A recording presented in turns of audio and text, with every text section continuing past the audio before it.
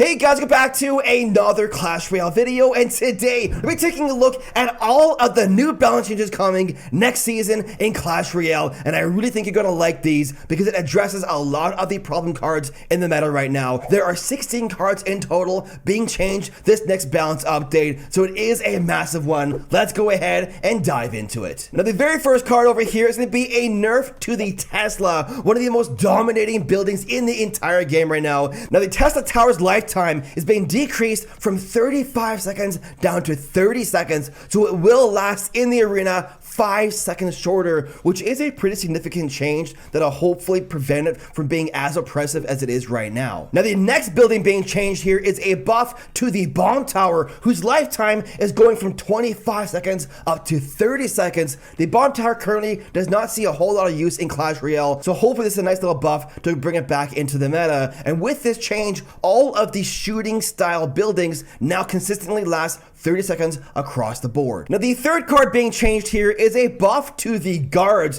one of the most underused cards in the entire game, and the guards are getting a nice damage buff of 12% to make them a bit more rewarding to use for that 3 elixir cost. This is really going to help those guards out, especially on defense when it comes to things like DPSing those heavy tanks like giants and golems down. Now moving on here to card number 4, we have an interesting rework for the legendary card, the Night Witch. Now the Night Witch will no longer spawn any bats when she dies, which is a very massive change. However, to compensate, she will now spawn her very first wave of bats much faster, going from 4 seconds to 1 second on that initial bat spawn. Furthermore, the spawn rate of her bats is going from 7 seconds to 5 seconds, so she will spawn them at a much faster rate to compensate for no more bats upon death. Now this is an interesting change here because the Night Witch was one of the most problematic cards in the entire game, especially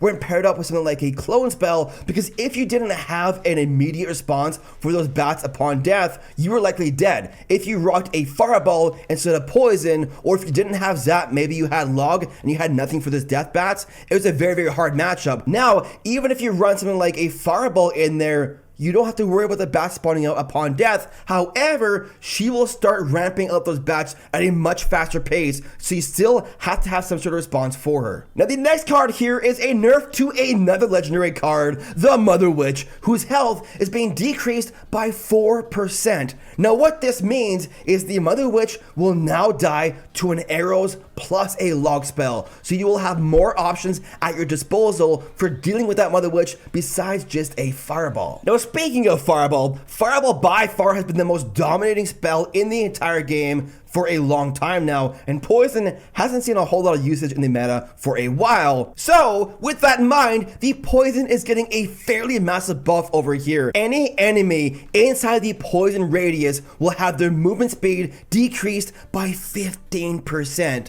So think similar to how an earthquake will slow the movement speed of an enemy in there, the poison will now also have that slow as well. So I definitely predict we'll start seeing poison being used a lot more in the meta, especially with the health nerf of the Mother Witch. Now speaking of health nerfs over here, we have another card being nerfed, the Electro Giant, whose health is being decreased by a massive 4%. Alright, so not as big of a change for the Electro Giant, but hopefully just enough so that it isn't as dominating in the meta, but still a viable win condition. Now speaking of viable win conditions over here, the next card getting a nerf is the Bomber. In my opinion, one of the most elixir efficient cards in the entire game, hands down. Now the Bomber's nerf is his attack range is being decreased by half a tile, so he'll have to get closer to a target before he can attack, which hopefully is the perfect change that keeps him viable in the meta, but not as dominating as he is right now. Now moving on here, the next card getting a buff is our dear old friend, the Hunter, whose first attack speed will now be 0.2 seconds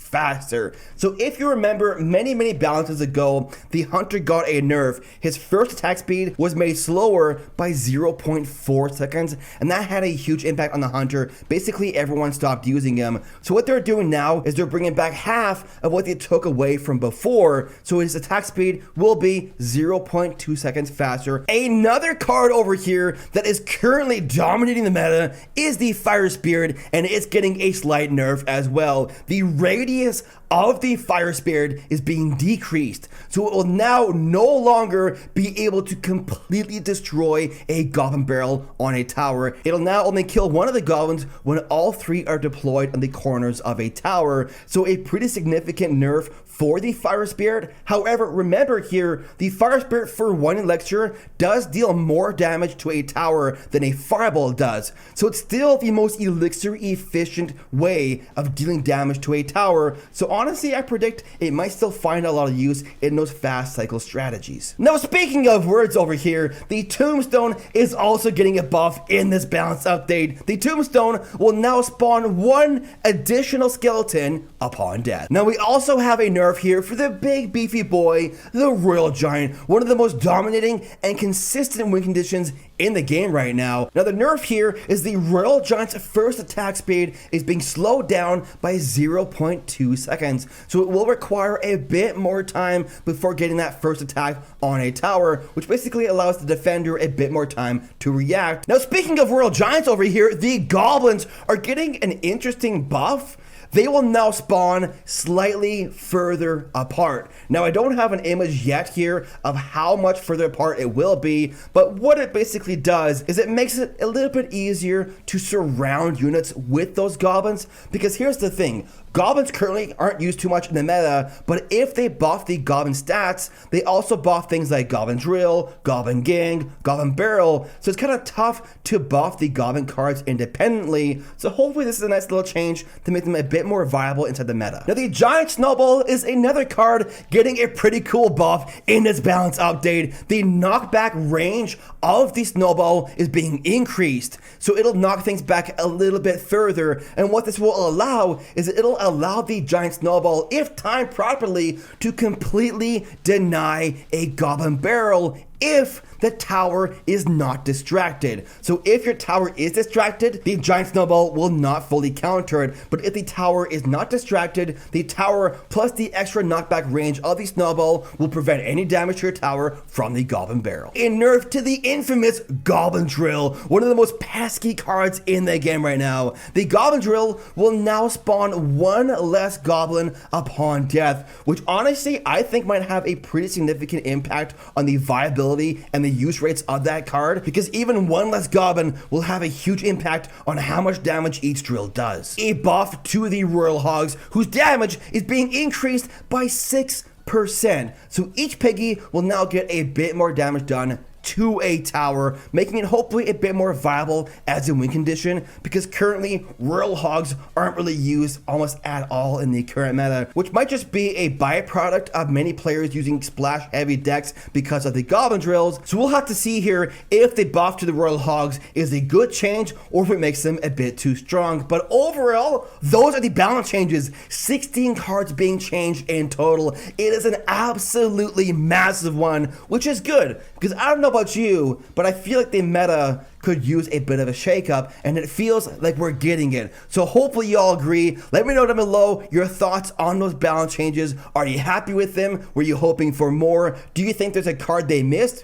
If so, let me know what it is down below. But I also have one more thing here for y'all before I leave. A sneak peek of the new arena image for the next season of Clash Royale right here. What do y'all think? Do you like it? I can't say more yet. But let me know what you think, guys, down below of the new arena, of all the balance changes, and hopefully you enjoyed this kind of different style of video. If you want to see more of these style of videos in the future, let me know as well. But that's the end of the video, y'all. Thank you so much for watching, and we shall see you in the next one.